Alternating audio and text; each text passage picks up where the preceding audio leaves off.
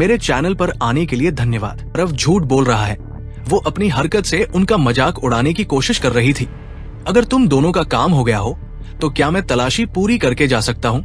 आरव जाने लगा। युवक नहीं जानता था कि आरव स्थानिक भंडारण का उपयोग कर सकता है। यही उसने चिट्ठी छिपाई थी। इन लोगों की तो छोड़ो, अब उसके पिता भी वो चिट्ठी नहीं ढूंढ सकते थे और चिट्ठी के बिना वो निर्दोष था। अपने दस्ताने उतारो ने आदेश दिया। आरव उसकी आज्ञा सुनकर फिर रुक गया। क्या उसने उसे दस्ताने उतारने के लिए कहा था? मुझे पता है। यदि आप हमारे वीडियो को सोशल मीडिया पर उपयोग करना चाहते हैं तो आप इसका उपयोग कर सकते हैं। हमें कोई समस्या नहीं है।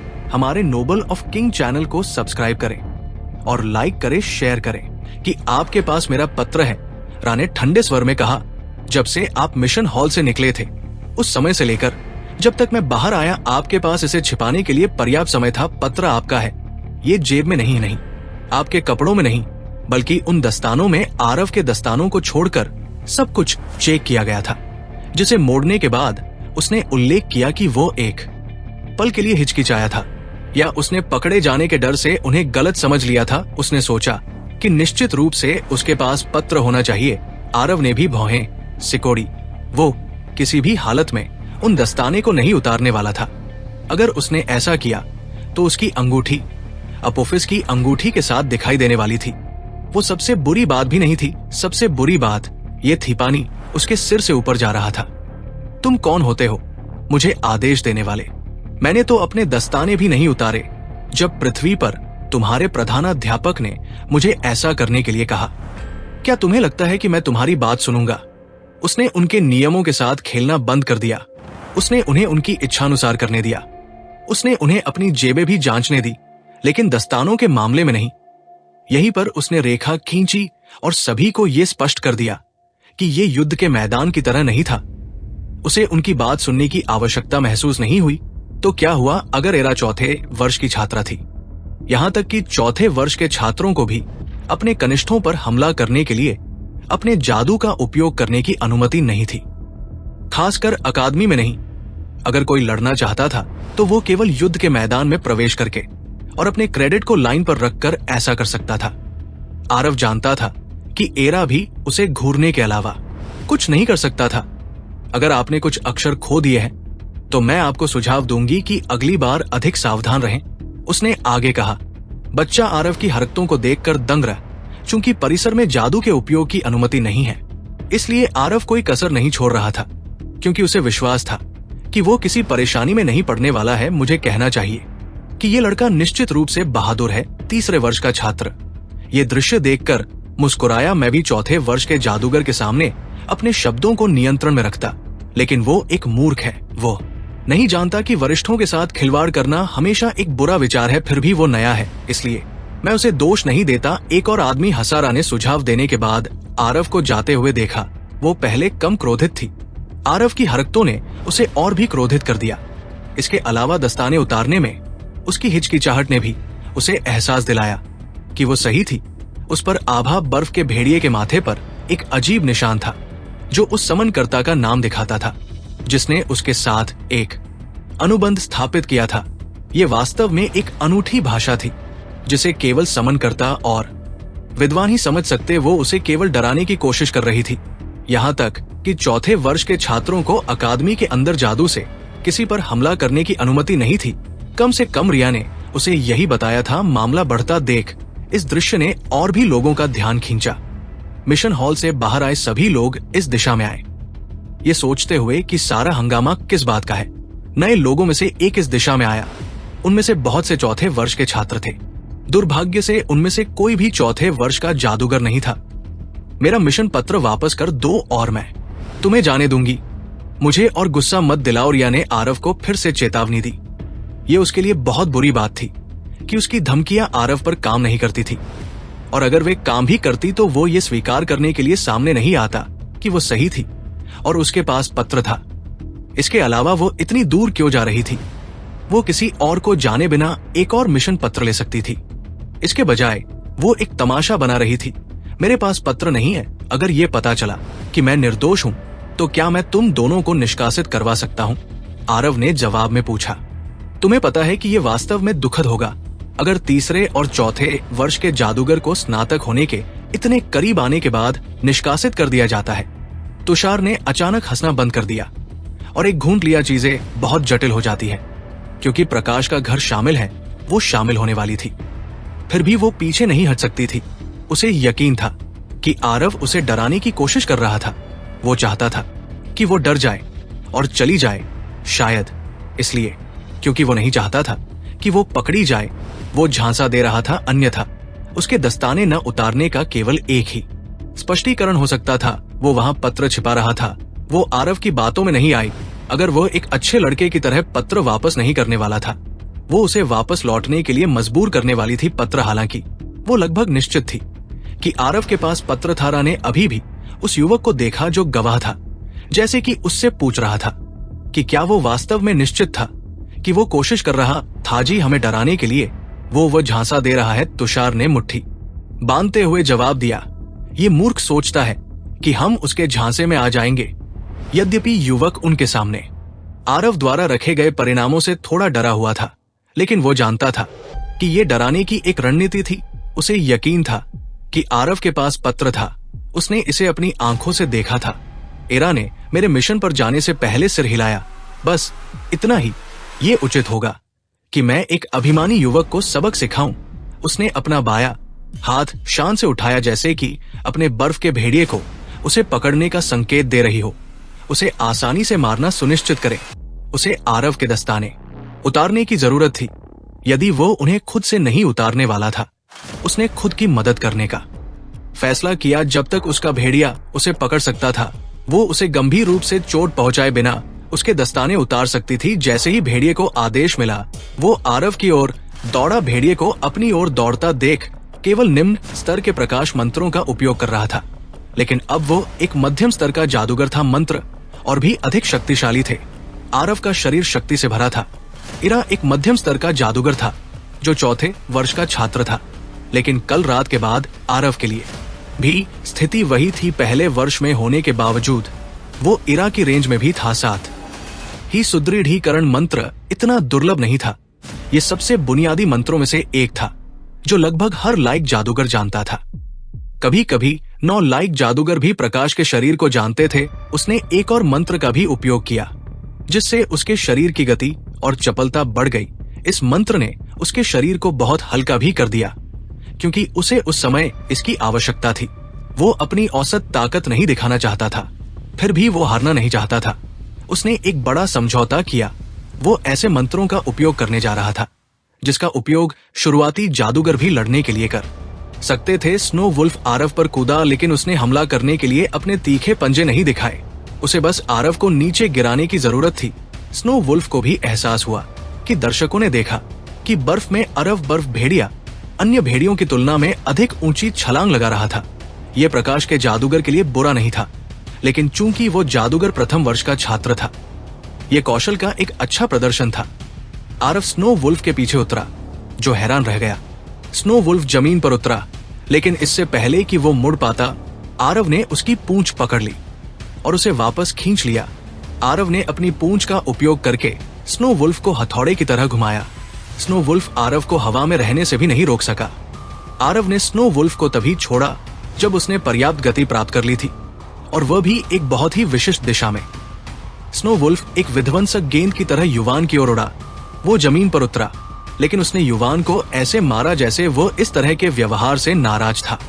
स्नो वुल्फ अपने पैरों पर खड़ा हो गया और तुषार को अपने वजन से मुक्त कर दिया। तुषार भी उसकी छाती को पकड़कर खड़ा हो गया। भेड़िया इतना भारी था कि उसकी छाती अभी भी दर्द कर रही थी। स्नो वुल्फ गुस्से में था और आसानी से नहीं जाना चाहता था। वो आरव को सबक सिखाना चाहता था। अब ये उसके आत्मसम्मान का सवाल था। यदि वह किसी नए व्यक्ति को अपने सामने घुटने टेकने के लिए नहीं मना सकती थी, तो ये वास्तव में बहुत बुरा लगने वाला था। हिम भेड़िया दहाड़ा, जिसने अधिक लोगों का ध्यान उसकी ओर आकर्षित किया। कुछ ऐसे भी थे जिन्हें आरव भी पहचान सकता था। एक तरफ माया थी, वो अभी अभी आई थी और दूसरों से पूछ रही थी कि यहाँ क्या हो रहा है। कार्तिक भी भीड़ में था जो हंस रहा था। ये मूर्ख कभी नहीं सीखता। जब वो मेरे खिलाफ गया, मुझे लगा कि वो अभिमानी है, लेकिन नहीं, वह अभिमानी नहीं था। वो सिर्फ एक मूर्ख था केवल एक मूर्ख ही चौथे वर्ष के जादूगर के खिलाफ जा सकता है। दूर से कनिष्क भी भीड़ को देख सकता था और कुछ दहाड़ने की आवाजें भी थी। उसे भी हाल ही में अपने कमरे से छुट्टी मिली थी और जब उसे बताया गया कि कक्षाएं नहीं चल रही हैं, तो वो टहलने के लिए बाहर आया। इस शोर ने तुरंत उसका ध्यान खींचा। वह भीड़ की ओर भागा और सोचने लगा कि क्या हो रहा है। आरव को कार्तिक से लड़ते देखा और अब यहाँ भी। फिर भी ये बहुत अजीब है कि कोई भी उसकी मदद नहीं करने जा रहा है। एक प्रथम वर्ष के जादूगर को अकादमी के अंदर धमकाया जा रहा है और हर कोई सिर्फ देख रहा है। बर्फ भेड़िए ने अपना मुंह चौड़ा करके आरव पर एक ठंडी की हमला किया। एलेक्स खुद को नियंत्रित नहीं कर सका। ये बहुत ज्यादा था। आरव भी तैयार था। वो आसानी से हमले से बच सकता था, लेकिन इससे पहले कि वो कुछ कर पाता, उसने देखा कि जमीन से एक मोटी दीवार निकल रही है जो उसे बचा रही है। नीली रोशनी की एक किरण पत्थर की दीवार से टकराई और दीवार को तुरंत बर्फ के एक मोटे टुकड़े में बदल दिया। किरण ने जिस चीज को छुआ उसे बर्फ में बदल दिया और उसे जमा दिया। ये एक कमजोर हमला नहीं था। कौन हस्तक्षेप करने की हिम्मत करता है? शीतदंश दहाड़ उठा। एक दीव आर दिखाई दी जिसने हमले को रोक दिया। ये धरती के एक जादूगर का काम था। एलेक्स भीड़ से बाहर आया। मुझे लगता है कि अब बहुत हो गया। अब चीजें बहुत आगे बढ़ गई है। सीनियर एरा एक अपराधी को सबक सिखा रहा है। ये ज्यादा दूर नहीं है। इसके बजाय ये आप ही थे जिन्होंने अकादमी के मैदान में हस्तक्षेप किया। हालांकि आपके पास प्रथम वर्ष के जादूगर होने का कोई कारण नहीं था। ऐसा लगता है कि आपने एक नियम भी तोड़ा है। इसलिए एलेक्स ने कहा, बोहे सिद्धि वरिष्ठों को कनिष्ठों की रक्षा करनी चाहिए। उन्हें धमकाना नहीं चाहिए। आपको देखना चाहिए कि आप क्या कर रहे थे। हालांकि एलेक्स ने किसी के साथ दोस्ती नहीं की या किसी के करीब जाने की कोशिश नहीं की, लेकिन वो बस बैठकर किसी को इस तरह परेशान होते नहीं देख सकता था। आपने जादू का इस्तेमाल किया, इसलिए आपने कानून तोड़ा है। अपने वरिष्ठ के रूप में मुझे भी आपको दंडित करना चाहिए। तुषार ने कहा कि वो अकादमी में एलेक्स का वरिष्ठ था, इसलिए वो यहाँ भी हस्तक्षेप कर सकता था। अब जबकि एलेक्स ने जादू का इस्तेमाल किया था जिसकी उसे अनुमति नहीं थी, वो उसे सबक सिखा सकता था। लेडी एरा, अब बच्चे पर ध्यान दे। मैं इस हस्तक शेप को संभाल पृथ्वी। लेकिन वो पृथ्वी से तीसरे वर्ष का जादूगर था जिसने उसे एलेक्स से वरिष्ठ बना दिया। वो इस नए पृथ्वी जादूगर को सिखाने के लिए काफी उत्सुक था कि वास्तविक शक्ति कैसी दिखती है। जबकि एरा ने आरव को सबक सिखाया, उसने अपना हाथ उठाया। सांसारिक पूर्व बूम तुषार एक जादू करने वाला था, लेकिन इससे पहले कि वो अपना जादू पूरा कर सके, कहीं से प्रकाश की एक गेंद आई और उसे मारा। गेंद एक शक्तिशाली पंच की तरह थी जो उसके पेट में लगी और उसे पीछे की ओर फेंक दिया। आरव ने प्रकाश जादू का उपयोग भी नहीं किया था। हर कोई भीड़ में देख रहा था कि किसने जादू का इस्तेमाल किया था। कई लोग कनिष्क की ओर देख रहे थे जो उस दिशा में खड़ा था जहां से हमला हुआ था। हर कोई हमले की दिशा में देख रहा था, सोच रहा था कि तीसरे वर्ष के जादूगर पर हमला करने की हिम्मत किसने की होगी।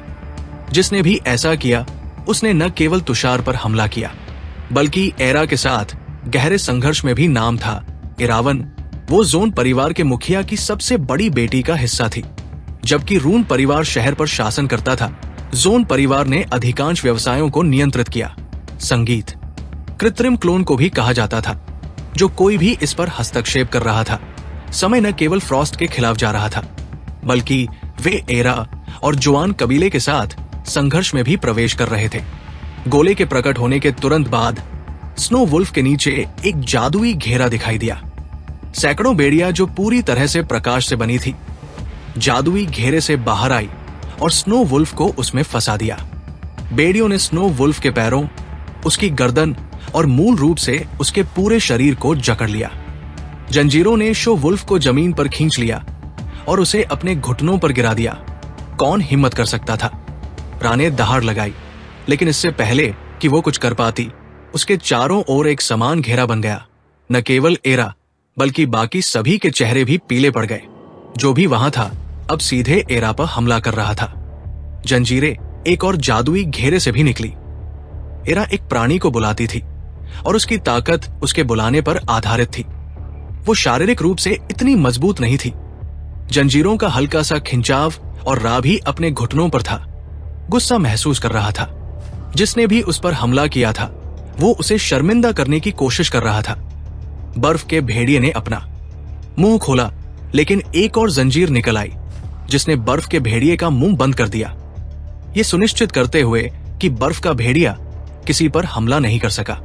कनिष्क, कई लोग सोच रहे थे कि क्या कनिष्क ही वह था जिसने दुर्भाग्य से हमला किया था। उनकी गलतफहमी जल्द ही दूर हो गई जब एरा ने दूर से देखा। गगन, तुम्हें क्या लगता है कि तुम क्या कर रहे हो? उसकी दहाड़ सुनकर बाकी लोगों ने ऊपर देखा और उन्हें आखिरकार पता चल गया कि ये कौन था। आसमान में एक आदमी था जो हवा में तैर रहा था। उसके पीछे 2 सुंदर सुनहरे पंख थे जो पूरी तरह से ऊर्जा से बने थे। आदमी ने एरा को ठंडे भाव से देखा। उसका शरीर आगे की ओर तैर गया और वो एरा के सामने उतरा। क्या मुझे ये सवाल नहीं पूछना चाहिए? तुम्हें क्या लगता है कि तुम क्या कर रहे थे? हमारे घर के एक युवा जादूगर पर हमला? गगन ने ठंडे भाव से पूछा। हालांकि वो ज्यादातर शांत स्वभाव का, लेकिन जब बात लाइट हाउस की आती तो वो काफी आक्रामक हो जाता था। वो अभिमानी और सुरक्षात्मक हो जाता था। वो लाइट हाउस के सबसे मजबूत छात्रों में से एक था। वो लाइट हाउस के प्रतिनिधि छात्र की तरह था। वो युवा जादूगर जिसने आरव को बचाने के लिए हस्तक्षेप किया। तुम नहीं जानती उसने क्या किया। रा ने उसे खड़े होने के लिए चिल्लाया, लेकिन जितना वो खड़े होने की कोशिश करती, जंजीरें ढीली हो जाती। मुझे परवाह नहीं कि उसने क्या किया। गगन की आवाज तेज हो गई। उसने जो भी किया, तुम्हें अपने बुलाए गए जानवर के साथ उस पर हमला करने का अधिकार किसने दिया? तुम अपने आप को क्या समझते हो? अगर तुम्हें अपनी ताकत दिखाने में इतनी दिलचस्पी है तो मुझे दिखाओ। मुझे देखने दो कि तुम कितने बड़े हो गए हो। उसने बर्फ के भेड़िए को घूर कर देखा जो गुर्रा रहा था, मानो मुक्त होने की विनती कर रहा हो। और तुम्हारा वो छोटा पिल्ला, ऐसा लगता है कि तुम दोनों लाइट हाउस की गरिमा भूल गए हो। उसने अपना बायां हाथ बर्फ के भेड़िए की ओर बढ़ाया। बर्फ के भेड़िए को फंसाने वाली जंजीरें गायब हो गई। मुक्त होते ही बर्फ का भेड़िया मुक्त हो गया। बर्फ का भेड़िया मुक्त हो गया और वो गगन पर कूद गया। केवल गगन उपहास किया। पहले मुझे अपने इस छोटे से पिल्ले को प्रशिक्षित करने दो, फिर मैं तुमसे निपटूंगा। केवल कुछ ही लोग थे जो एरा के साथ ऐसा व्यवहार कर सकते थे और उनमें से एक था गगन। गगन रैनी परिवार का उत्तराधिकारी था जो रॉयल रायजादा परिवार के बाद शहर में शीर्ष परिवार था। न केवल वो एरा से अधिक प्रभावशाली था, गगन न केवल इतना था बल्कि वो उससे कहीं अधिक शक्तिशाली भी था। गगन पिछले साल के टूर्नामेंट ऑफ हाउसेस का चैंपियन था।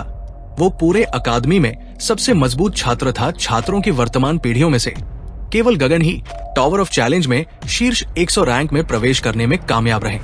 टावर ऑफ चैलेंज में उन्हें 97वां स्थान मिला था, जबकि इरा को 357वां स्थान मिला था। गगन उन कुछ जादूगरों में से एक थे जो अपने चौथे वर्ष में होने के बावजूद आध्यात्मिक जादू शक्ति के उन्नत चरणों में प्रवेश करने में कामयाब रहे। वो अकादमी के शीर्ष प्रतिभाशाली व्यक्ति थे। गगन चूंकि इरा भी गुस्से में थे, इसलिए उन्होंने उन्हें नहीं रोका और उन्हें हमला करने दिया। बूम स्नो वुल्फ गगन के करीब भी नहीं आ पाया था कि प्रकाश का एक ऊर्जा विस्फोट उसके ठीक सामने आ गया।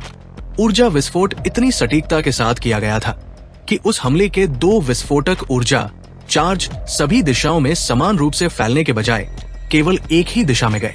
इसने हमले से बाकी सभी को सुरक्षित रखा, लेकिन स्नो वुल्फ के ऊर्जा हमले ने स्नो वुल्फ को सीधे मारा, जिससे वो पीछे गिर गया। स्नो वुल्फ उसकी ओर उड़ गया। हमले के बाद पहली बार खुद को शिक्षक मानते हुए जब वो इस बारे में बात कर रहा था तो ये स्पष्ट था कि गगन ने नीली रोशनी की ठंडी किरण के साथ फिर से हमला किया, लेकिन इस बार व्यक्तिगत रूप से गगन के करीब आकर गगन ने अपनी आंखें घुमाई। उसने हमले से पहले अपनी दिव्य सुरक्षा की छड़ी बढ़ा दी। एक सुंदर सुनहरा अवरोध प्रकट हुआ जिसने इसे रोक दिया। हालांकि ऐसा नहीं लगा कि गगन ने खुद को बचाने के लिए अवरोध का इस्तेमाल किया था, उसने दूसरों की रक्षा के लिए अवरोध का इस्तेमाल किया। गगन ने खुद को बचाने के लिए अवरोध का इस्तेमाल किया क्योंकि वो अब अपनी जगह पर नहीं था। अगर हमला उससे चूक जाता तो ये उसके पीछे बैठे लोगों को लग सकता था।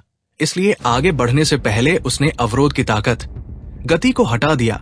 उसने वही मंत्र भी डाले जो आरव ने लड़ने के लिए डाले थे, लेकिन उसने उन मंत्रों के अधिक शक्तिशाली संस्करणों का इस्तेमाल किया। जैसे ही वो स्नो वुल्फ के ठीक बगल में दिखाई दिया, उसकी आकृति चमक उठी। गगन ने स्नो वुल्फ की गर्दन पकड़ ली। क्रूर पक्ष जब वो लड़ता था, वो वास्तव में बहुत क्रूर था। जब वो लड़ नहीं रहा था, वो हमेशा एक आदर्श छात्र की तरह मां और सौहार्दपूर्ण व्यवहार करता था। लेकिन जब वो गुस्से में था या युद्ध में था, वो किसी राक्षस से कम नहीं था, जो पूरी तरह से निर्दयी था। कई लोगों ने गगन को पहले भी लड़ते देखा था, और अब जो हो रहा था वो अलग नहीं था। आखिरकार एक कारण था। वो इस समय एक अव्वल छात्र था। माया भी भीड़ में गगन की हरकतें देख रही थी। वो थोड़ी डरी हुई थी, लेकिन साथ ही वो इस बात से हैरान थी कि वो कितना मजबूत था। वो एक दिन उसके जितना मजबूत बनना चाहती थी। दूसरी तरफ कार्तिक काफी निराश था। सब कुछ इतना मजेदार चल रहा था, आरव पिटने वाला था, लेकिन उसके भाई को आकर हस्तक्षेप करना पड़ा। क्या वह आधे घंटे बाद नहीं आ सकता था? उसने धीरे से कहा। एलेक्स हाथ जोड़कर वही खड़ा रहा और गगन को भेड़िए को पीटते हुए देखा। इससे उसे अपने हिस्से की बहुत याद आ गई। उसने अपनी छाती को छुआ, उस निशान को महसूस किया जो लंबे समय से उसके शरीर पर था। यहाँ कई लोगों के विपरीत उसे ये पिटाई निर्दयी नहीं लगी। जब कोई लड़ता था तो वे आसानी से नहीं जा सकते थे, उन्हें अपना सब कुछ देना पड़ता था। अंत में बर्फीले भेड़िए को और अधिक चोट न पहुंचे, इसके लिए उसने अपनी बर्फीली भेड़िए को वापस भेज दिया, जिससे उसका सम्मान रद्द हो गया। गगन बर्फीले भेड़िए के सिर को फिर से कंक्रीट के फर्श पर मारने वाला था। जब बर्फीले भेड़िया गायब हो गया, तब भी उसने अपना हाथ नहीं रोका। उसने बस अपनी मुट्ठी बंद की और अंत में रुकने से पहले जमीन पर मुक्का मारा। फर्श पर बर्फीले भेड़िए के खून के निशान थे। गगन ने अपनी मुट्ठी खोली और एक और मंत्र शुद्धि का पाठ किया। उसने अपने मंत्र से जमीन को साफ किया और सारे खून के निशान साफ कर दिए। वो वापस ईरा के पास गया और उसके सामने घुटनों के बल बैठ गया। मुझे बताओ कि हमने आज यहाँ क्या सीखा? ईरा ने गगन को घूर कर देखा। मैं ये कभी नहीं भूलूंगी। तुम चीजों को अपने हाथों में लेने के बजाय एक शिक्षक के पास गए। उसने मेरा मिशन पत्र चुरा लिया, ईरा ने दहाड़ते हुए कहा। निश्चित रूप से मैं इसे वापस चाहती, इसके अलावा कोई मिशन पत्र क्यों चुराएगा? ऐसा नहीं है कि वे इसे पूरा करके पुरस्कार प्राप्त कर सकते हैं। उन्होंने आगे पूछा, मैं आपके आरोपों की सत्यता के बारे में भी बात नहीं कर रहा हूँ, लेकिन अगर आपने जो कहा वो सच है तो ये केवल आपकी लापरवाही को दर्शाता है। आप इतने वयस्क होने के बावजूद इतने लापरवाह कैसे हो सकते हैं? आप एक गोपनीय मिशन पत्र लेते हैं और जब आप ऐसा करते हैं तो आप दूसरों पर हमला करते हैं। मैंने उनसे कई बार विनम्रता से इसे वापस करने के लिए कहा, लेकिन उन्होंने इसे वापस नहीं किया। मैं क्या कर सकता था? ईरा ने जवाब दिया, इसके अलावा भले ही उसने जो किया वो चोरी के रूप में नहीं गिना जाता है। उसने अभी भी एक गोपनीय पत्र मिशन हॉल में वापस करने के बजाय ले लिया। ये अनुमति नहीं है, यदि नहीं तो उसने कानून तोड़ा है, उन्होंने कहा, और एक वरिष्ठ के रूप में मुझे उसे दंडित करने का पूरा अधिकार है। इस बीच आपको मुझ पर हमला करने का कोई अधिकार नहीं था। मुझे लगता है कि ये बहुत अच्छा होगा यदि आपने मुझे नियम नहीं सिखाए। जब नियमों की बात आई तो गगन ने अपनी आंखें घुमाई। उसने सबसे पहले सभी नियमों को याद किया था। हाउस ऑफ लाइट के छात्रों के प्रतिनिधि के रूप में मुझे अपने जादू का उपयोग करने और हमला करने का पूरा अधिकार है। यदि मैं देखता हूँ कि मेरे घर के किसी व्यक्ति पर हमला किया जा रहा है तो शायद अपने बड़े भाइयों से हाउस ऑफ लाइटनिंग के प्रतिनिधि के रूप में पूछें। उन्हें ये नियम पता होना चाहिए। उसे जो सामान मिला है उसे वापस करना होगा, लेकिन अगर वो ऐसा नहीं करता है तो भी आपको उस पर हमला करने का अधिकार नहीं है, क्योंकि ये एक छोटा अपराध है जिसे आप साबित नहीं कर सकते। इसलिए आप केवल शिक्षक से पूछ सकते हैं। आप उसके पास जा सकते हैं और उसे इसके बारे में बता सकते हैं। आप एक छात्र की तलाशी नहीं ले सकते, केवल एक शिक्षक ही उसकी तलाशी ले सकता है। शायद आपका दिन उन नियमों को पढ़े जिन पर आपको गर्व है, गगन ने आगे बताया, जिसे सुनकर ईरा भी हैरान हो गई। तो मैंने कहा, शायद आप खुद को एक शिक्षक मानने लगे हैं। आपने अपने नियम खुद बनाने शुरू कर दिए हैं। मुझे आपको जमीन पर फेंकना पड़ा। वो शांति से खड़ा हो गया। और हाँ, आप बहुत भाग्यशाली हैं। लोग उसकी प्रशंसा करते थे। इसके अलावा वह प्रथम वर्ष के छात्र की रक्षा करने के लिए इतनी दूर जा रहा था, जो अपने आप में अद्भुत था। ठीक है, मैं एक शिक्षक को बुलाऊंगा और उसकी तलाशी लूंगा, ईरा ने कहा। गगन ने कंधे उचका दिए। आप ऐसा करने के लिए स्वतंत्र हैं, मैं आपको नहीं रोकूंगी। लेकिन अगर आपने अगली बार हाउस ऑफ लाइट से एक भी व्यक्ति पर हमला करने की हिम्मत की तो मैं उसे प्रकाश की बेड़ियों से मुक्त कर दूंगी। ईरा अपनी कलाइयों को रगड़ते हुए उठ खड़ी हुई। अगर घूरने से मौत हो सकती तो वो अब तक गगन को 1000 बार मार चुकी होती। यहाँ क्या हो रहा है? एक और आधिकारिक आवाज आई, क्योंकि एक युवा बूढ़ा आदमी भीड़ के बीच से गुजर रहा था, ये देखने के लिए कि भगवान रचित के बारे में क्या है। ईरा की आंखें चमक उठीं। अगर उसे शिक्षक की जरूरत थी तो रचित से बेहतर कौन हो सकता था। पृथ्वी के घर का मुख्य शिक्षक रचित आ गया था। रचित को आते देख आरव और भी गंभीर हो गया। रचित एलियाना से मिलने जा रहा था, तभी उसने दूर से देखा कि एक बहुत बड़ी भीड़ जमा हो गई है। उसने कुछ तेज आवाजें भी सुनी, जिससे उसे वहां जाकर देखने की इच्छा हुई कि वहां क्या हो रहा है। उसने देखा कि इरा गगन के सामने घुटनों के बल बैठी हुई है। रचित को देखते ही इरा खड़ी हो गई, क्योंकि वो पहले से ही बेड़ियों से आजाद थी। रचित ने भी दूर से आरव को देखा। नजारा देखकर ऐसा लग रहा था जैसे यहां अभी कोई युद्ध हुआ हो।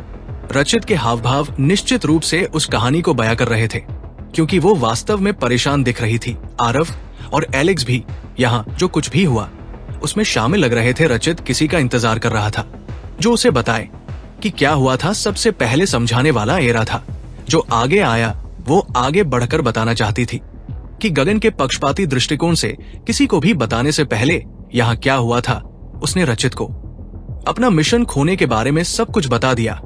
उसने तुषार के बारे में भी बात कि जिसने उसे आरव के बारे में बताया था। तुषार पहला व्यक्ति था जिस पर गगन ने हमला किया था। हालांकि हमला जानबूझकर हल्का था और उसे चोट पहुंचाने के लिए पर्याप्त नहीं था। तुषार ने गगन को देखते ही पीछे हट गया, क्योंकि वो खुद को ऐसी किसी भी चीज में शामिल नहीं करना चाहता था जिससे गगन नाराज हो जाए। गगन को नाराज करने के लिए उसे मूर्ख बनना पड़ा।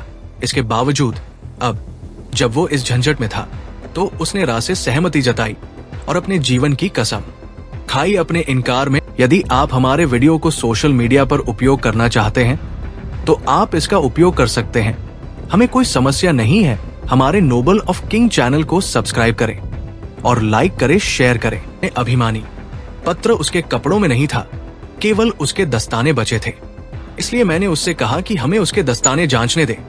जवाब में उसने न केवल हमारा अपमान किया बल्कि आपका भी अपमान किया। रा कहा, उसने कहा कि उसने तुम्हें अपने दस्ताने भी नहीं उतारने दिए, हमें छोड़ दो। वो इतना अहंकारी और असहयोगी था कि मुझे हस्तक्षेप करना पड़ा। रचित रा को उसके लिए आरव द्वारा इस्तेमाल किए गए शब्दों के बारे में बात करते हुए सुनकर काफी हैरान था। फिर भी आरव झूठ नहीं बोल रहा था। पिछली बार जब उसने उससे पूछा था तब भी आरव ने मना कर दिया था। इरा को उम्मीद थी कि आरव की बातें सुनकर रचित क्रोधित हो जाएगा, लेकिन रचित अपेक्षाकृत शांत था, जैसे कि वो आश्चर्यचकित नहीं था। इससे उसे आश्चर्य हुआ कि क्या आरव ने सच कहा था। क्या उसने वास्तव में रचित को मना कर दिया था। इसके विपरीत कुछ लोग थे जो घटना के बारे में जानते थे। कनिष्क उनमें से एक था। वो वही था जो घटना के समय मौजूद था। कोई प्रतिक्रिया न मिलने पर उसने आगे कहा, बर्फीला भेड़िया, और इससे पहले कि मैं कुछ कर पाता गगन ने आकर हम पर हमला कर दिया। अंत में उसने गगन के साथ हुई घटना का जिक्र किया कि कैसे उसने उन पर हमला किया था। गगन उसके स्पष्टीकरण के दौरान हाथ जोड़कर वही खड़ा रहा, जैसे कि वह इस बात से डर नहीं रहा था कि वो क्या कहने जा रही है। उसे लगा कि उसकी हरकतें उचित थी और कोई भी इस बात से इनकार नहीं कर सकता था। गगन, तुम्हारे पास क्या है, इस बारे में क्या कहना है? रचित ने एरा की कहानी सुनने के बाद गगन से पूछा। वो दोनों पक्षों को सुनना चाहता था। गगन ने सिर हिलाया और समझाना शुरू किया। मैं मंत्रों के पुस्तकालय में जा रहा था जब एक युवक मेरे पास आया और मुझे बताया कि प्रकाश के पहले वर्ष के जादूगर पर एक समनकर्ता ने हमला किया था। वो चौथे वर्ष के जादूगर द्वारा हमला किया जाने वाला था। मैं यहाँ आया और पता चला कि ये उससे कहीं अधिक था। ये सिर्फ एक व्यक्ति पर हमला नहीं था, वो आरव पर हमला कर रही थी, जो एक प्रथम वर्ष की जादूगर है और जो उसके स्नो वुल्फ के स्तर के आसपास भी नहीं है। न केवल वह, बल्कि उसके बगल में बैठा आदमी भी अर्थ के युवा जादूगर पर हमला करने वाला था, सिर्फ इसलिए कि वो इस लड़ाई को रोकने की कोशिश कर रहा था।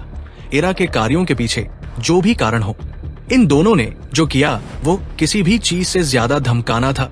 और हाउस ऑफ लाइट के छात्र प्रतिनिधि के रूप में ये मेरा कर्तव्य है कि मैं हमारे जादू समुदाय को ऐसी चीजों से बचाऊं, और यही मैंने किया ईरा के विपरीत।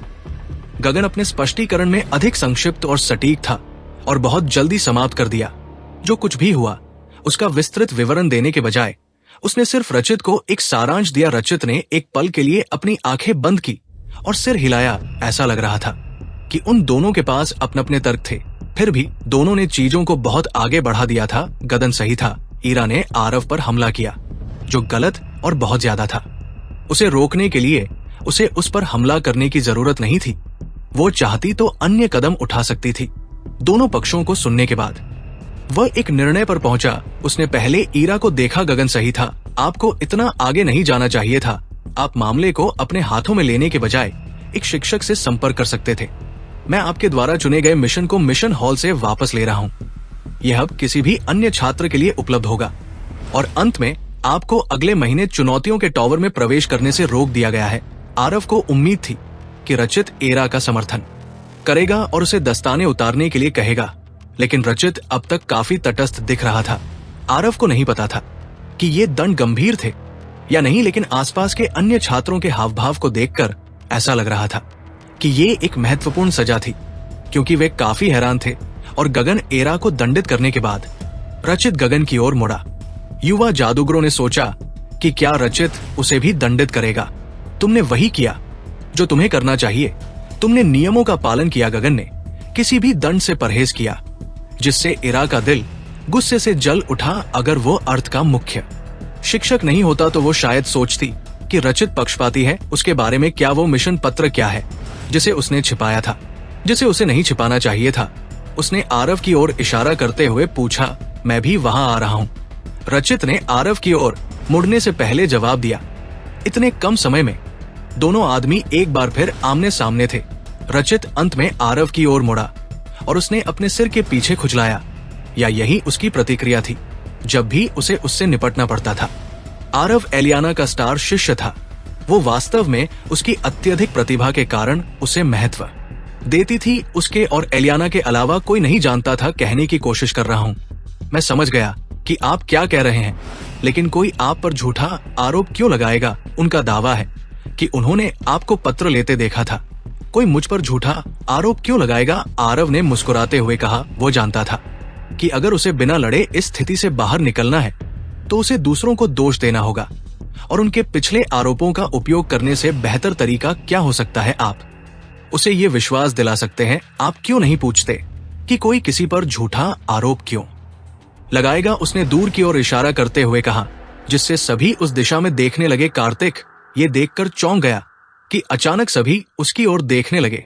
उसने जवाब में सिर्फ भौहें सिकोड़ी। उसके झूठे आरोपों के कारण कनिष्क और मैं ताज परीक्षा में अपनी प्रतिभा खोने के कगार पर थे, और अब अन्य आरोपों के आधार पर आप सभी फिर से वही काम करना चाहते हैं, अपनी प्रतिभा खोना। क्या ये सच नहीं है? अगर ऐसा है तो मैं आप पर पत्र चुराने का आरोप लगाता। जवाब सुनते ही लाल हो गया। ये बच्चा वास्तव में उसके साथ खेल रहा था। मैं इन आरोपों से और अपनी बेगुनाही साबित करने से तंग आ गया हूँ। अगर मुझे हर दिन अपनी बेगुनाही साबित करनी पड़े तो मैं इस अकादमी में सुरक्षित महसूस नहीं करूंगा। आज ये मेरे दस्ताने हैं, कल आप मुझे अपनी बेगुनाही साबित करने के लिए कपड़े उतारने के लिए कहेंगे, अगले दिन आप मुझे अपनी बेगुनाही साबित करने के लिए खुद को चाकू मारने के लिए कहेंगे। अगर अकादमी में मेरी जिंदगी इसी तरह चलने वाली है तो मुझे छात्र न रहने में कोई आपत्ति नहीं है। मैं तुरंत ये अकादमी छोड़ रहा हूँ। बेहतर होगा कि मैं चर्च ऑफ लाइट में आवेदन कर दूं। कम से कम वे मुझ पर रोजाना आरोप नहीं लगाएंगे। अकादमी से निकाला जाना या खुद से छोड़ना दोनों एक ही बात थी, और दोनों ही उसके लिए फायदेमंद थे।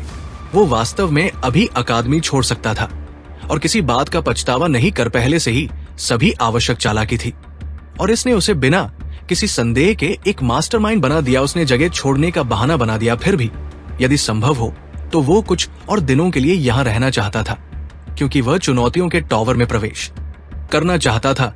लेकिन अगर वो ऐसा नहीं कर सकता था तो उसे इसमें भी कोई दिक्कत नहीं थी। इसे रचित के लिए एक खतरा माना जाता था और वो मजाक नहीं कर रहा था।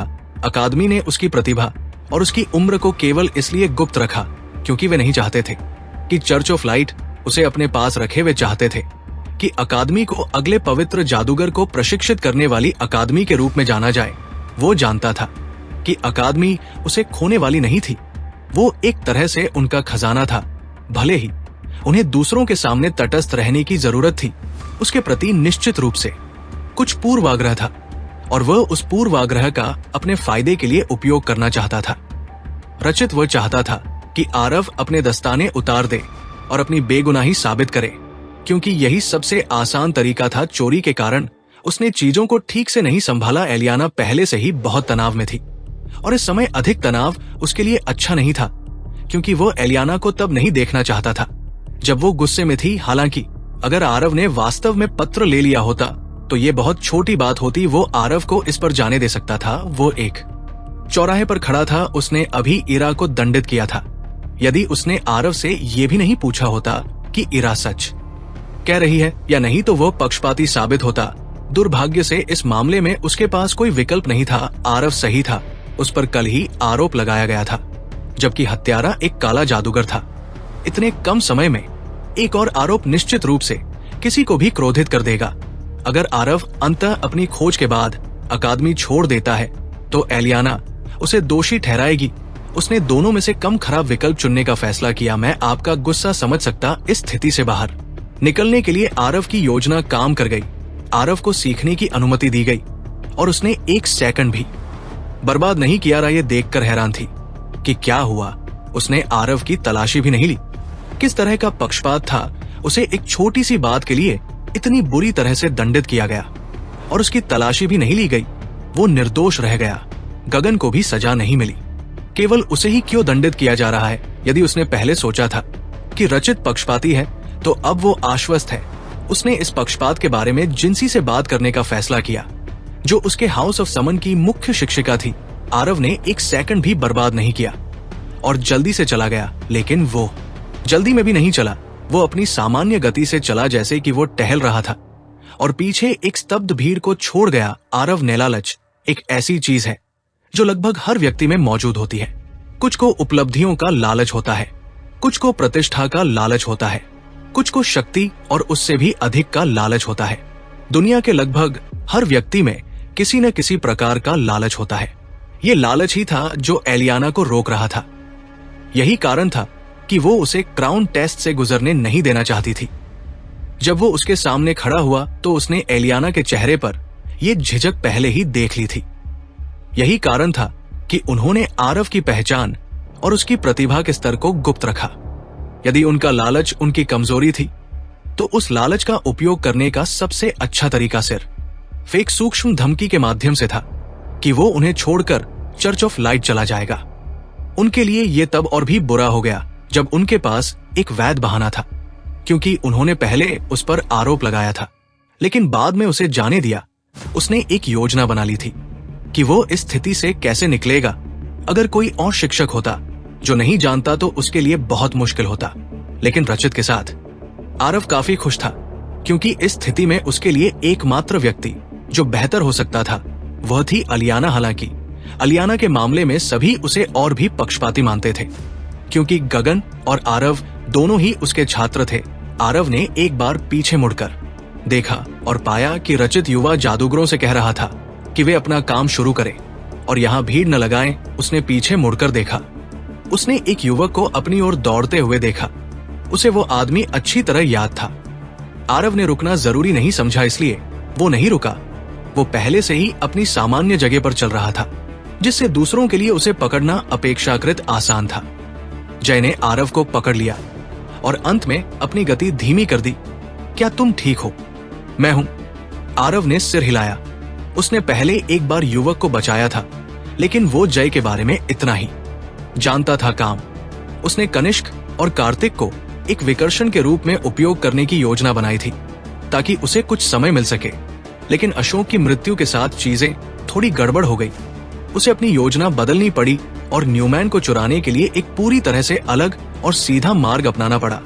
ये एक अच्छी बात है। मुझे खुशी है कि मैं सीनियर गगन को लाने में सक्षम था। यही कारण है कि मैं एक शिक्षक की तलाश में गया था। हालांकि मुझे कोई शिक्षक नहीं मिला, लेकिन मैं सीनियर गगन को खोजने में कामयाब रहा, क्योंकि वह प्रकाश के घर का सबसे मजबूत छात्र था। मैंने उसे सब कुछ बताया और उसे आपकी मदद करने के लिए कहा। सौभाग्य से हम सही समय पर आ गए। मुझे बहुत खुशी है कि आप सुरक्षित हैं। जय वास्तव में खुश था कि वो अप्रत्यक्ष रूप से भी आरव की मदद करने में सक्षम था, इसलिए जिस व्यक्ति ने उसे सूचित किया वो आप थे। आरव को याद आया कि गगन ने रचित को सूचित किए जाने के बारे में बताया था, जिससे पता चला कि वो भी अब एक मध्यम वर्ग का जादूगर था। तुम मेरी मदद क्यों करोगे? क्या तुमने मेरी मदद करने से पहले कोई वजह सोची थी? जय ने जवाब में पूछा। तुम ही थी जो मेरी मदद करने आई थी। जब मुझे मदद की सबसे ज्यादा जरूरत थी। कनिष्क भी बाद में आया था, पर तुम हमेशा वो इंसान रहोगी जिसने मुझे बचाया। एक दोस्त की तरह उसने जय को धन्यवाद भी नहीं दिया, बल्कि उसने बस जय को जाने के लिए कहा। हालांकि जय ने उसकी मदद की थी, पर वो उसके प्रति कृतज्ञ महसूस नहीं करना चाहता था। वो अपना संकल्प नहीं खोना चाहता था। वो अपनी सीख को भूलना चाह रहा था। वो भूलना नहीं चाहता था, चाहे इसके लिए उसे अपनी जान ही क्यों न देनी पड़े। सीख ये थी कि लोग तभी आपके दोस्त बनने और आपकी मदद करने के लिए तैयार होते हैं जब उनके पास आपसे दूर जाने का कोई बहाना न हो। एलेक्स उसकी मदद करने आया तब भी जब उसे इसकी जरूरत नहीं थी। जय और गगन के लिए भी यही हुआ। यहाँ तक कि अकादमी ने भी उसकी हर संभव मदद करने की कोशिश की, पर यह सब धोखा था। फटने का इंतजार उसके जैसे उसके दोस्त आसानी से उसके खिलाफ हो सकते थे। और अगर संगीत नेक्रोलॉजी लोगों के बारे में थी। उनमें से ज्यादातर ऐसे लोग थे जो बस अपना जीवन जीना चाहते थे। उन्हें यकीन था कि उनमें से कई उसके जैसे थे जिन्हें उन लोगों द्वारा धोखा दिया गया पर उन्होंने भरोसा किया था जैसे ही युद्ध की घोषणा हुई। ये एक ऐसी दुनिया थी जहां लोगों को डार्क मैच के लिए सहानुभूति नहीं थी। इसके बजाय उन्होंने उनकी मौत का जश्न मनाया। जय भी उस दुनिया का एक हिस्सा था। वो भी वही मानसिकता रखने वाला था। अगर माया, जो उसे पूरी जिंदगी जानती थी, वो उस पर हमला कर सकती है, तो जय क्या था? आरव को किसी दोस्त की जरूरत नहीं थी। इसके बजाय वो अभी अकेला रहना चाहता था, अपने विचारों में खोया हुआ। वो चुनौतियों के टॉवर तक पहुंच गया और जय को पीछे छोड़कर अंदर भी चला गया। संगीत, जय पापों के टॉवर के बाहर खड़ा था। वो नहीं जानता था कि उसे क्या महसूस करना चाहिए। उसने आरव की मदद की थी। उसे धन्यवाद देना तो दूर की बात है। आरव पूरी तरह से लापरवाह था, जैसे कि उसकी मदद की भी जरूरत नहीं थी। इसके बावजूद जय को बुरा नहीं लगा। 1 साल का जादूगर जो केवल 3 दिनों के लिए यहाँ था। आरव ने चुनौतियों के टॉवर में प्रवेश किया ताकि ये जान सके कि अगर वो यहाँ थोड़े समय के लिए था तो अंदर क्या होने वाला था। वो वास्तव में देखना चाहता था कि किस तरह की चुनौतियां होने वाली है। यदि संभव हो तो वो खुद भी देखना चाहता था कि वहन ये जादूगरों की तुलना में कहां खड़ा था जो टॉवर से गुजरे थे। उनका यह भी मानना था कि अगर उन्हें अच्छे अंक मिलते हैं तो टॉवर में प्रवेश करने का एक और फायदा था। उन्हें कुछ क्रेडिट मिल सकते थे जो कि बाद में कौशल पुस्तकालय से अधिक शक्तिशाली कौशल प्राप्त करने के लिए उपयोग कर सकते थे। उनके पास अकादमी में केवल कुछ दिन शेष थे और वो यहाँ रहते हुए जितना संभव हो उतना ज्ञान प्राप्त करना चाहता था। अगर कोई और होता तो वे शायद अब तक अकादमी छोड़ चुके होते, क्योंकि वे सभी सामान चुराने में कामयाब हो गए थे। लेकिन आरव अलग था। वो पैट्रिक के स्टाफ ऑफ डार्कनेस को पाने के लिए यहाँ आया था। उसे यकीन नहीं था कि उसे भविष्य में ऐसा मौका कब मिलेगा, इसलिए वो इस अवसर का पूरा फायदा उठाना चाहता था। चैलेंज के टॉवर के अंदर कई युवा अपनी दौड़ पूरी करके बाहर आ रहे थे। उनमें से ज्यादातर निराश दिख रहे थे, जैसे कि वे जिस मंजिल तक पहुंचने का लक्ष्य बना रहे थे वहां पहुंचने में असफल रहे हों। इस बीच कुछ ऐसे भी थे जो इस बात से बहुत खुश थे कि वे पिछली बार की तुलना में अधिक ऊंचाई तक पहुंचने में सफल रहे। उनमें से कुछ तो ये देखने के लिए भी उत्सुक थे कि टॉवर में उनका नाम कितनी ऊंचाई तक पहुंचता है। अंदर जाने से पहले आरव को उम्मीद थी कि चुनौतियां भूतल से ही शुरू होंगी, लेकिन ऐसा लग रहा था कि भूतल एक सामान्य मंजिल थी और चुनौतियां पहली मंजिल से शुरू हुई। पहले साल के जादूगर आरव के पास से गुजरने वाला हर जादूगर उसे खुशी से देखता था। वे सभी जानते थे कि पहले साल का जादूगर आरव बहुत अच्छा छात्र था। छात्रों का बैच अभी अभी आया है और उनकी युद्ध कक्षाएं अभी शुरू भी नहीं हुई है। इस जगह पर एक पहले साल के जादूगर को देखना आश्चर्यजनक लेकिन मजेदार भी था, क्योंकि उसने कल्पना की थी कि अगर वो टॉवर पर चढ़ना शुरू कर देगा तो उसे कितनी बुरी तरह पीटा जाएगा। एक युवक आरव के सामने रुका। मुझे नहीं लगता कि आपको टॉवर पर चढ़ना चाहिए। अगर आप यहाँ नए हैं तो ये सुरक्षित नहीं है। यहाँ तक कि पहली मंजिल भी आपके लिए खतरनाक होगी।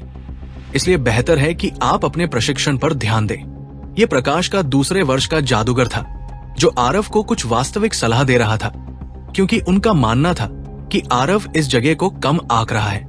आरव ने युवक की तरफ देखा। मैं बस इधर उधर देख रहा हूं। प्रकाश के युवा जादूगर ने जाने से पहले सिर हिलाया।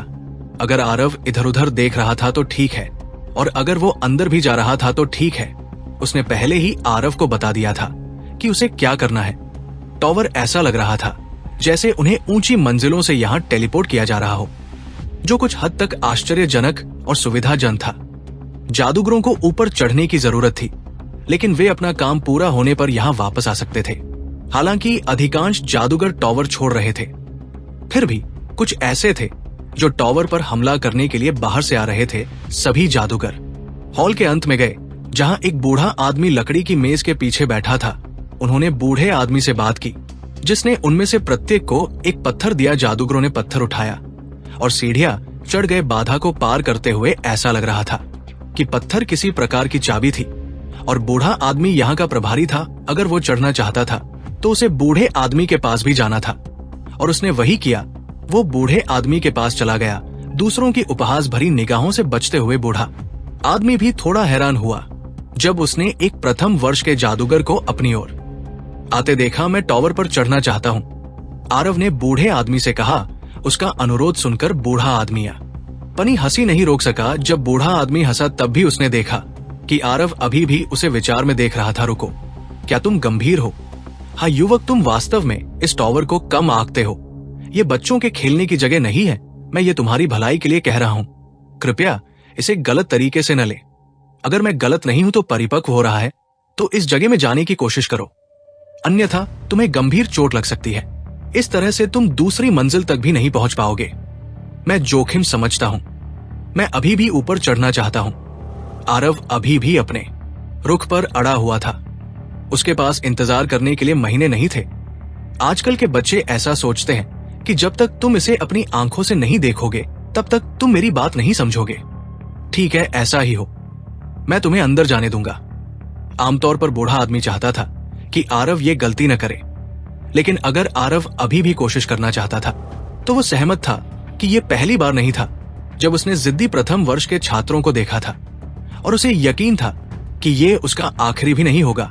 उनमें से ज्यादातर ने शायद ही कभी सुना, और ये केवल तब था जब वो आहत था कि उसने इन शब्दों का मूल्य समझा। तुम्हारा तत्व क्या है? बूढ़े ने आरव से पूछा। प्रकाश का तत्व। आरव ने अपना बायां दस्ताना थोड़ा नीचे किया, जिससे उसका प्रकाश का प्रतीक प्रकाश का जादूगर प्रकट हुआ। मुझे अनुमान लगाना चाहिए था। बूढ़े ने अपना सिर थोड़ा हिलाया। तुम्हारा नाम आरव है, आरव ने जवाब दिया, लेकिन नाम नहीं बताना चाहता था। उसके बाद ही उसे अपनी गलती का एहसास हुआ। उसका दिमाग भर गया। ऊपरी मंजिलों पर क्या होने वाला है, इस बारे में विचारों के कारण उसका ध्यान भटकाने के प्रयास में उसने अपना असली नाम बताया। वो अधिक समस्याएं पैदा किए बिना इसे ठीक नहीं कर सकता था। बूढ़े व्यक्ति को नाम में कुछ भी अजीब नहीं लगा। उसने पत्थर का एक टुकड़ा उठाया जिस पर एक विशेष संरचना बनी हुई थी, जिससे ये पत्थर के गोले काम करते थे। बूढ़े व्यक्ति ने पत्थर को अपने हाथ में पकड़ लिया और इसे टॉवर से जोड़ दिया।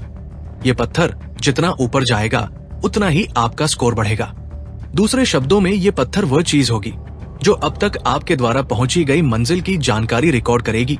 यदि आप पर्याप्त ऊंचाई तक पहुंचने में कामयाब रहें तो आपका नाम बाहर टावर पर दिखाई देगा। हालांकि मुझे संदेह है कि ऐसा होगा। ऐसा लगता है कि पत्थर दूसरी मंजिल तक नहीं पहुंच पाएगा। फिर भी मैं आपको शुभकामनाएं देता हूं युवक। मुझे आशा है कि आप सुरक्षित रूप से बाहर आ जाएंगे। और एक और बात, पत्थरों पर एक और संरचना भी उकेरी गई है। यदि आपको लगता है कि आप खतरे में हैं, तो बस इस पत्थर को फर्श पर 2 बार टैप करें और आपको यहाँ वापस लाया जाएगा। बस इतना ही। आरव ने पत्थर को देखा, ये समझना कि ये चीजें कैसे काम करती है। थोड़ा आश्चर्यजनक था। वो लंबे समय से सोच रहा था कि टावर स्कोर कैसे रिकॉर्ड करता है। क्या अन्य लोग मेरी चुनौतियों में हस्तक्षेप कर सकते हैं? जब मैं ऊंची मंजिलों पर होता हूँ तो कोई भी आपको नहीं देख सकता है। बूढ़ा आदमी मुस्कुराया। टावर प्रत्येक व्यक्ति के लिए चुनौतियों के लिए एक अलग क्षेत्र देता है। दूसरे शब्दों में, हम इसे नहीं देख सकते हैं। हमने पत्थर पर ये टेलिप संरचना बनाई है क्योंकि हम नहीं जानते कि उनकी स्थिति क्या होगी, इसलिए ये उन्हें वापस लाने के लिए है। यदि आपको लगता है कि आप खतरे में हैं तो बस इस पत्थर को फर्श पर 2 बार टैप करें और आपको यहाँ वापस लाया जाएगा। बस इतना ही। आरव ने पत्थर को देखा। ये समझना कि ये चीजें कैसे काम करती हैं थोड़ा आश्चर्यजनक था। वो लंबे समय से सोच रहा था कि टॉवर कैसे स्कोर रिकॉर्ड करता है। क्या अन्य लोग मेरी चुनौतियों में हस्तक्षेप कर सकते हैं? जब मैं ऊंची मंजिलों पर होता हूँ तो कोई भी आपको नहीं देख सकता है। बूढ़ा आदमी मुस्कुराया। टॉवर प्रत्येक व्यक्ति के लिए चुनौतियों के लिए एक अलग क्षेत्र देता है। दूसरे शब्दों में, हम ये नहीं देख सकते हैं कि आप किन चुनौतियों से गुजरते हैं या आप उनका सामना कैसे करते हैं। किसी को भी आपकी चुनौतियों में हस्तक्षेप करने दे। ये ऐसा होगा जैसे प्रत्येक प्रतिभागी एक अलग टॉवर में होगा या वे कैसे लड़ते हैं। केवल एक चीज जो वे जान सकते हैं वो ये है कि व्यक्ति किस मंजिल पर पहुंच गया है। आरव ने अपने हाथ में पत्थर के टुकड़े को देखा। वो इस जानकारी से थोड़ा हैरान था। इसका मतलब ये नहीं था कि वह अपने तत्व का भी उपयोग कर सकता था। यदि वे एक दूसरे से अलग क्षेत्र में होते तो कोई भी उसकी आभा को महसूस नहीं कर सकता था। फिर भी सुरक्षा के लिए वो अपनी आभा को सीमित कर रहा था। वो उसके लिए, क्योंकि इसने उसे कुछ भी करने की पूरी आजादी दी, उसने पत्थर को अपनी जेब में रखा और सीढ़ियों की ओर बढ़ गया, ये देखने के लिए कि वो क्या करने में सक्षम है। आरव को जाते हुए देखकर बूढ़े व्यक्ति ने अपना सिर हिलाया। उसे उम्मीद थी कि आरव अधिक से अधिक 5 मिनट में वापस आ जाएगा। वो खुद नहीं जानता था कि वो कितना गलत था। हर कोई कितना गलत था। आरव ने बाधा को पार कर लिया। टॉवर में उसकी यात्रा एक ऐसी यात्रा थी जो पहली बार इसी स्थान पर शुरू हुई थी। लोकप्रिय धारणा के विपरीत, चुनौतियों का टॉवर अकादमी ऑफ एलिमेंट द्वारा नहीं बनाया गया था। ये अकादमी के किसी भी जादूगर द्वारा नहीं बनाया गया था। जब से कोई भी याद कर सकता है तब से टॉवर यहाँ मौजूद है। कोई नहीं जानता कि इस टॉवर को किसने और क्यों बनाया था। ये ऐसे समय में बनाया गया था जब जादू और जादूगर दुनिया में प्रमुख हो रहे थे। ऐसा कहा जाता है कि तत्वों के अकादमी के संस्थापकों में से एक ने चुनौतियों के टॉवर की खोज की थी। तत्वों के अकादमी की स्थापना 2 दोस्तों ने की थी जो अपने समय के काफी शक्तिशाली जादूगर थे। विडंबना यह है कि उन 2 लोगों में से एक प्रकाश का जादूगर था जबकि दूसरा अंधेरे का जादूगर था। टॉवर में प्रवेश करने के बाद दोनों जादूगर जगह के बारे में बहुत कुछ जानने में कामयाब रहे। उन्होंने पाया कि टॉवर की प्रत्येक मंजिल में एक अलग चुनौती थी और जितना अधिक वे चढ़ते गए चुनौतियां उतनी ही कठिन होती गई। एक और बात जो उन्होंने देखी वो ये थी कि इससे अधिक उम्र के किसी भी व्यक्ति को पहली मंजिल के प्रवेश द्वार पर एक अवरोध के कारण रोक दिया जाता था। उन्होंने ये भी पाया कि अवरोध को तोड़ना असंभव था, भले ही उन्हें ये न पता हो कि इस टॉवर का निर्माण किसने किया था। लेकिन दोनों दोस्तों को लगा कि एकेडमी ऑफ एलिमेंट्स को स्थापित करने के लिए ये एकदम सही जगह थी जिसे वे बनाना चाहते थे।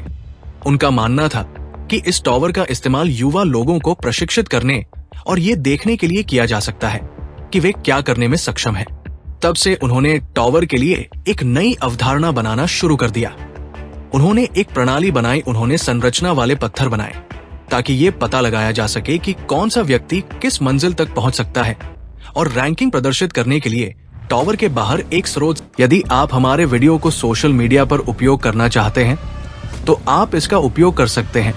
हमें कोई समस्या नहीं है। हमारे नोबल ऑफ किंग चैनल को सब्सक्राइब करें और लाइक करें, शेयर करें। से जानकारी जोड़ी ताकि युवा लोगों को बेहतर करने के लिए प्रेरित किया जा सके और उनमें प्रतिस्पर्धा की भावना पैदा हो सके। उन्होंने छात्रों को तेजी से भागने में मदद करने के लिए पत्थर में कुछ सुरक्षा तंत्र भी बनाए। समय के साथ अकादमी को चुनौतियों के टॉवर के चारों ओर बनाया गया। कोई भी सबसे ऊंची मंजिल तक नहीं पहुंच पाया था।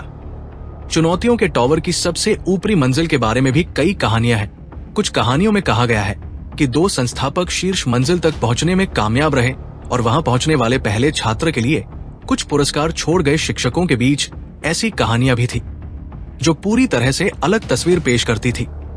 एक और कहानी में कहा गया है कि संस्थापक 99वीं मंजिल पार करने के बाद भी 99वीं मंजिल तक पहुंचने में कामयाब रहे। यहां तक कि शीर्ष छात्र गगन भी उस स्तर तक पहुंचने के करीब नहीं था। आरव जिज्ञासा से टॉवर में प्रवेश किया। वह सिर्फ ये देखना चाहता था कि टॉवर की चुनौतियां क्या हैं। वो सिर्फ ये देखना चाहता था कि वो क्या करने में सक्षम है और वो कितनी दूर तक पहुंच सकता है। उसके पास इसके अलावा कोई योजना नहीं थी।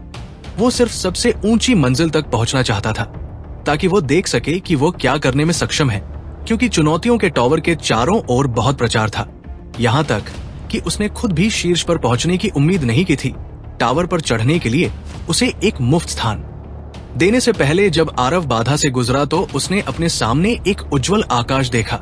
चलो देखते हैं मैं क्या करने में सक्षम हूँ, ऐसा लग रहा था। कि चढ़ने के लिए केवल 50 या इतने ही सीढ़ियां थी। वो सीढ़ियों की ओर दौड़ा। उसने ज्यादा समय बर्बाद नहीं किया। जल्द ही वो सीढ़ियों के शीर्ष पर पहुंच गया। वो एक भव्य हॉल में पहुंच गया जो लगभग उतना ही बड़ा था जितना उसने भूतल पर देखा था। हॉल पूरी तरह से खाली था।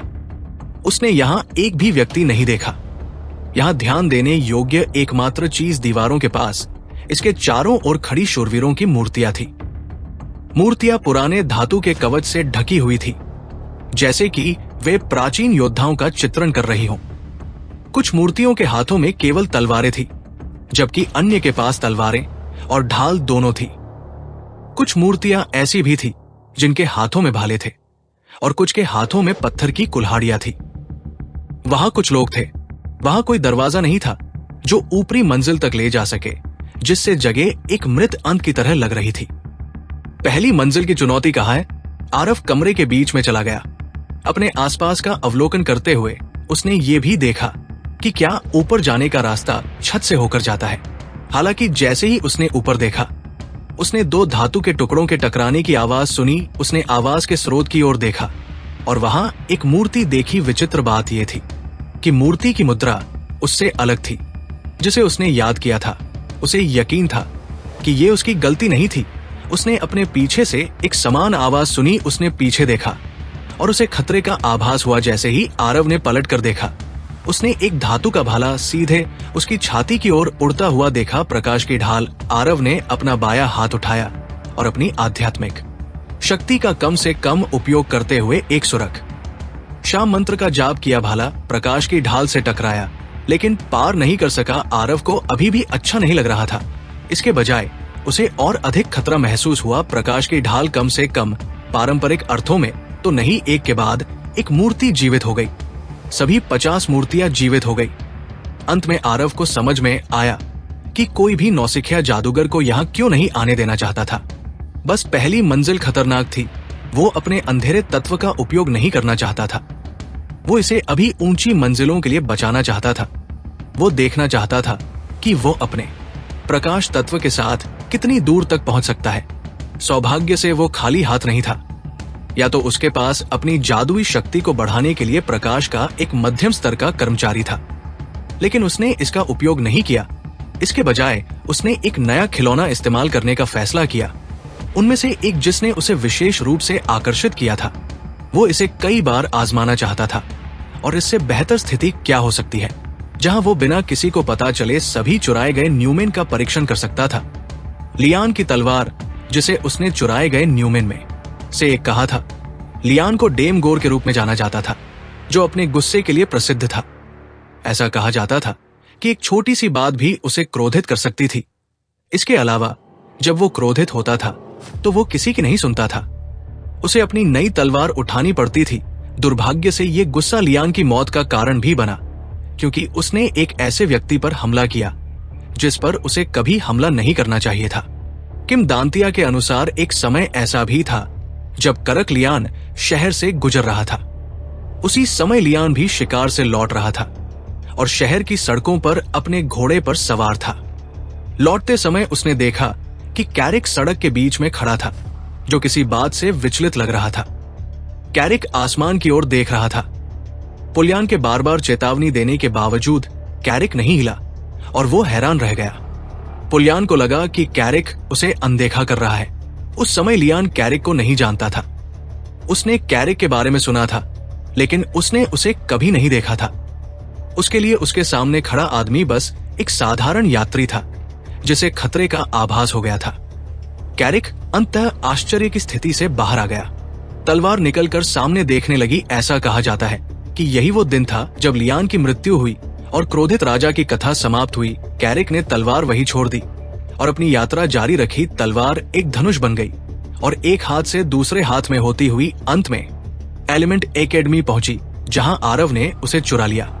और इस तरह तलवार ने जहां से शुरू किया था वहां से एक पूरा चक्कर पूरा किया। आरव के हाथ में एक रक्तलाल तलवार दिखाई दी, जो पंख की तरह हल्की लग रही थी। खासकर अब जब आरव ने अपनी शक्ति बढ़ा ली थी, तलवार आरव के हाथ में आते ही उसने जमकर प्रतिरोध करना शुरू कर दिया, मानो तलवार अपने मालिक की मौत के लिए जिम्मेदार व्यक्ति के लिए काम नहीं करना चाहती थी। फिर भी प्रतिरोध केवल कुछ सेकंड तक चला। माइक्रोमेसी की अंगूठी के कारण रक्त लाल तलवार ने हार मान ली। तलवार ने न केवल प्रतिरोध करना बंद किया, बल्कि आरव का पूरा साथ भी दिया। आरव ने तलवार को मजबूती से पकड़ रखा था। प्रकाश का ये गहरा लाल चाप जितनी गहराई तक गुजर गया और उनके शरीर को आधा काट दिया। दोनों मूर्तियों के हिस्से उनके हथियारों के साथ जमीन पर गिर गए और धूल में बदल गए। आरव जानता था कि तलवार मजबूत होनी चाहिए, क्योंकि ये एक नुमेल थी, लेकिन यहां तक कि उसने ये उम्मीद नहीं की थी कि ये इतनी मजबूत होगी। इस तलवार और इसके मंत्र की मदद से, जिसने इसकी गति और ताकत बढ़ा दी, आरव को लगा कि उसे एक अच्छा संयोजन मिल गया है। जैसे ही उसने तलवार को थोड़ा आश्चर्य से देखा, उसने पत्थर के फिसलने की आवाज सुनी। उसने अपनी बाईं ओर देखा। वहां एक दरवाजे के आकार का स्थान था, जो पहले नहीं था। दूसरी मंजिल का प्रवेश द्वार, तो ये अगली मंजिल का प्रवेश द्वार था। अगली मंजिल के प्रवेश द्वार को देखने के लिए भी हमें पहले वर्तमान मंजिल को साफ करना होगा। आरव ने पहली मंजिल पार कर ली थी और उसने ये भी बहुत आसानी से किया। उसे थकान भी महसूस नहीं हुई, क्योंकि उसने बहुत अधिक ताकत नहीं लगाई थी। उसे आराम करने के लिए बिल्कुल भी समय की आवश्यकता नहीं थी। वो तुरंत अगली मंजिल पर चला गया वापस। आओ, मुझे मत बताना कि वो पहले से ही मर चुका है। ये अफसोस की बात होगी। लगभग उसी समय गगन भी चुनौतियों के टॉवर में प्रवेश कर गया। शिक्षकों और छात्रों के साथ सभी गड़बड़ियों से निपटने के बाद उसने ये जांचने का फैसला किया कि वो कितनी दूर तक आगे बढ़ चुका है। वो ये देखने के लिए यहाँ आया था कि उसने कितनी दूर तक प्रगति की है। वो यहाँ ऐसी चीजें मांगने आया था, क्योंकि इस समय शायद ही कोई हो जो गगन को नहीं जानता हो। गगन ने पत्थर लिया और बूढ़े आदमी के दौरान पहली मंजिल पर चला गया आदमी फिर से आरव के बारे में चिंता करने लगा। गगन ने टॉवर की चुनौती स्वीकार कर ली थी और इसके तुरंत बाद आरव ने अनजाने में दोनों के बीच एक दौड़ शुरू कर दी। अधिक से अधिक छात्र आते रहे, लेकिन बूढ़े व्यक्ति की रुचि केवल गगन में थी। 2 घंटे बीत गए, आरव अभी भी वापस नहीं आया था। बूढ़े व्यक्ति को पूरा यकीन था कि आरव अब तक मर चुका होगा। उसके वापस न लौटने का और कोई कारण नहीं था। बूढ़े व्यक्ति ने इस संभावना पर विचार भी नहीं किया कि वो अभी भी चढ़ाई कर रहा होगा। बहुत से लोगों को अभी तक इसका एहसास नहीं हुआ था, लेकिन बाहरी टॉवर 12,000 की रैंकिंग में एक नया नाम दिखाई दिया। आरव लाइट 12। आरव इतिहास में केवल शीर्ष 12,000 को प्रतिबिंबित करने वाली रैंकिंग में अपना नाम दर्ज कराने में कामयाब रहा था, और वो अभी भी समाप्त नहीं हुआ था। नाम केवल ऊपर जा रहा था। सौभाग्य से रैंकिंग में वर्ष 25 का उल्लेख नहीं था। टॉवर में प्रवेश करने के 5 घंटे के भीतर आरव 25वीं मंजिल तक पहुंचने में कामयाब रहा। आरव हजारों लाशों से घिरा हुआ बैठा था और उसकी लाल तलवार जानवरों के खून से सनी हुई थी। थोड़ी देर तक अपनी सांस को संभालने के बाद वो उठ खड़ा हुआ और अगली मंजिल के दरवाजे की ओर चल दिया। इस गति से मुझे लगता है कि मुझे जल्द ही अपने निक्रोम एस तत्व का उपयोग करने की आवश्यकता हो सकती है। हम देखेंगे। जब तक मैं कर सकता हूं, मैं जारी रखूंगा। वो दरवाजे से चला गया और 66वीं मंजिल पर पहुंच गया। जैसे ही वो अगली मंजिल पर पहुंचा, उसकी रैंकिंग एक बार फिर 574। आरव लाइट 26 ऊपर चली गई। अब कुछ लोगों ने आखिरकार उसका नाम नोटिस करना शुरू कर दिया था, लेकिन उन्होंने अभी भी इस पर ज्यादा या नहीं दिया था। ये एक अच्छी रैंक थी, लेकिन आश्चर्य की बात नहीं थी। चौथे वर्ष के मैच ऑफ लाइट ने सोचा कि ये तीसरे वर्ष के मैच ऑफ लाइट होना चाहिए। दूसरी और तीसरे वर्ष के मैच ऑफ लाइट ने सोचा कि ये चौथे वर्ष के मैच ऑफ लाइट होना चाहिए। उनके भ्रम में किसी को भी नया नाम अजीब नहीं लगा, या उन्होंने इसकी जांच नहीं की। आरव ने अपना पहला कदम 66वीं मंजिल पर रखा। मेज फर्श के साथ एक लग रही थी, जिसका मतलब था कि मेज को हिलाना असंभव था। गोल मेज पर कुछ पड़ा हुआ था। मेज के बीच में एक छोटा लकड़ी का बोर्ड था, जो मेज के आधे हिस्से को ढक रहा था। आरव मेज के करीब गया और उसे यहां कोई नहीं दिखाई दिया जो उस पर हमला कर सके, जिसका मतलब था कि ये फर्श बाकी मंजिलों से अलग था। उसे लगा कि फर्श को साफ करने का तरीका बीच में रखे छोटे लकड़ी के बोर्ड से जुड़ा हुआ है। जैसे जैसे आरव लकड़ी के बोर्ड के करीब गया, वो उसे बेहतर तरीके से देख पा रहा था। लकड़ी का बोर्ड 4 रंगों में बंटा हुआ था। बोर्ड का एक चौथाई हिस्सा काला था। बोर्ड का बचा हुआ 25वां हिस्सा लाल था। तीसरा हिस्सा सफेद था, जबकि चौथा हिस्सा नीला था। चारों हिस्सों पर एक अजीब सा प्रतीक था। बोर्ड के बीच में पत्थर का एक छोटा सा टुकड़ा था जहां सभी रंग जुड़े हुए थे। बोर्ड के बीच में पत्थर का एक छोटा सा टुकड़ा था जहां सभी रंग जुड़े हुए थे। क्या करना है, इस पर कोई निर्देश नहीं थे और कुछ नहीं हो रहा था, जिससे उसे लगा कि उसके पास फर्श साफ करने के लिए आवश्यक सब कुछ है। उसे केवल ये पता लगाना था कि उत्तर क्या था और इस पर कौन से रंग थे। 4 रंग, 4 प्रतीक और एक पत्थर। वो ये सुनिश्चित करने के लिए मेज के चारों ओर चला गया कि वो कुछ भी ना चूक जाए। उसने मेज के नीचे भी जांच की। दुर्भाग्य से मेज के नीचे भी कुछ नहीं था। ये एक सिरदर्द है। ये बहुत बेहतर होगा यदि वे मुझे इन चुनौतियों से लड़ने के लिए मजबूर करना चाहते थे, लेकिन मुझे ये भी नहीं पता कि चुनौती क्या है। उसने अपना हाथ बढ़ाया और बीच में पड़े पत्थर को छुआ और धीरे से उसे उठाने की कोशिश की। जब उसने पत्थर के टुकड़े को उठाने की कोशिश की तो उसने महसूस किया कि वो ऐसा नहीं कर सकता। जितना अधिक बल मैंने लगाया उतना ही गुरुत्वाकर्षण मजबूत हो गया, जो अभी भी इसे असंभव बनाता है। ऐसा लगता है कि मुझे इसे उठाने में सक्षम नहीं होना चाहिए। मैं गलत नहीं हूँ, मुझे इसे एक तरफ हटाने में सक्षम होना चाहिए। लेकिन क्या होगा अगर यही चुनौती है? ये 4 रंग और एक पत्थर जिसे केवल हिलाया जा सकता है। मैं इस पत्थर को चाहे कहीं भी हिलाऊं, ये बीच से होकर गुजरेगा और 4 रंगों में से एक पर गिरेगा। मुझे आश्चर्य है कि क्या यही इस मंजिल का सार है, अपना स्वयं का परीक्षण चुनना। क्या ये हो सकता है कि ये सभी 4 रंग परीक्षणों में से एक का प्रतिनिधित्व करते हैं और पत्थर को उन पर ले जाना 66वीं मंजिल के लिए उस परीक्षण को चुनने जैसा होगा? क्या टावर मुझे कोई विकल्प दे रहा है? अगर ये सच है तो ये बहुत दिलचस्प होगा। फिर भी ऐसा नहीं है कि मैं पढ़ सकता हूँ कि इन रंगों पर क्या लिखा है। मैं नहीं पढ़ सकता कि इन अक्षरों पर क्या लिखा है। 4 विकल्प अज्ञात थे। वो कुछ भी नहीं खो रहा था। समय बर्बाद करने की तुलना में परीक्षण करना बेहतर था, क्योंकि इस मंजिल पर और कुछ नहीं था। उसने पत्थर के टुकड़े को अपने हाथ में पकड़ लिया और उसे एक तरफ हटा दिया। अगर उसे 4 विकल्पों में से एक चुनना होता तो और नीला पानी के लिए था। बोर्ड पर 2 विपरीत जोड़े थे। फिर भी ये सिर्फ उसका अनुमान था। उसे नहीं पता था कि ये सही था या नहीं। अगर उसे इस मंजिल पर अपनी चुनौती के लिए इन 4 तत्वों में से एक चुनना था तो उसने अंधेरे के तत्व को चुनने का फैसला किया। उसके पास नेक्रोटिक पिगमेंटेशन भी था, जिसने उसे सही विकल्प चुनने के लिए मजबूर किया, क्योंकि उसे लगा कि पत्थर का टुकड़ा आसानी से हिल रहा था। इसके अलावा पत्थर का टुकड़ा लाल रंग द्रव्य से ढका हुआ था। उसे इसे हिलाने के लिए बस हल्का सा धक्का देना था और फिर ये अपने आप हिलने लगा। ऐसा लगा जैसे पत्थर का टुकड़ा काले ब्लॉक के केंद्र में चला गया। आरव तलवार को मजबूती से पकड़े हुए पीछे हट गया। वो किसी भी चीज के लिए तैयार था, लेकिन परीक्षण के बजाय उसके पीछे एक दरवाजा दिखाई दिया। हम 27वीं मंजिल के दरवाजे के बारे में बात कर रहे थे। ये वही था। ये 66वीं मंजिल की चुनौती थी, क्योंकि मंजिल पहले से ही कम भ्रामक थी। लेकिन ये और भी भ्रामक हो गई जब अगली मंजिल का दरवाजा खुला।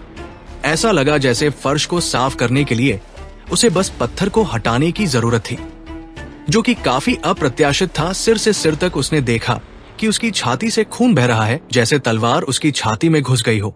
हालांकि उसने कोई तलवार नहीं देखी, उसने केवल खून और छाती में एक छेद देखा। सौभाग्य से उसके महत्वपूर्ण अंग इस हमले में घायल नहीं हुए थे। वो किसी भी तरह से घायल नहीं हुआ था।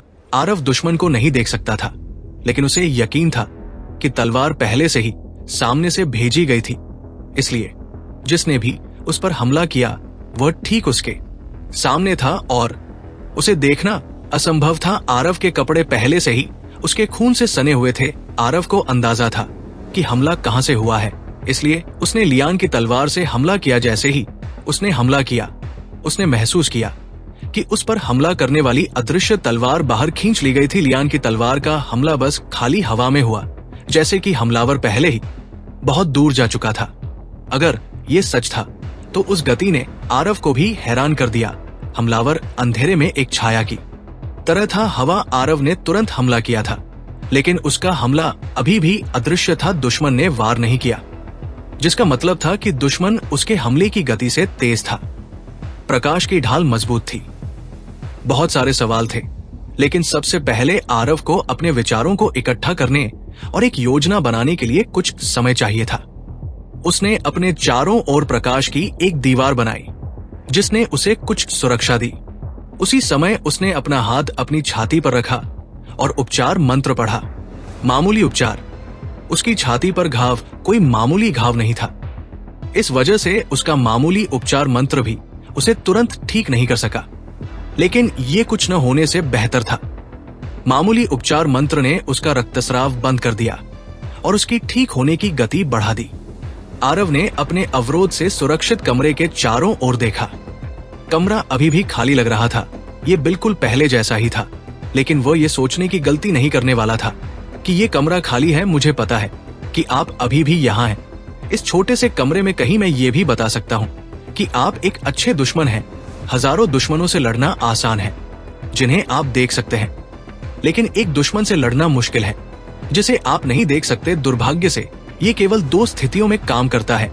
आरव ने अपने घाव को थोड़ा और ठीक होने की प्रतीक्षा करते हुए समझाया। पहला हमला तब सफल होता है जब दुश्मन को अभी भी आपके अस्तित्व के बारे में पता नहीं होता।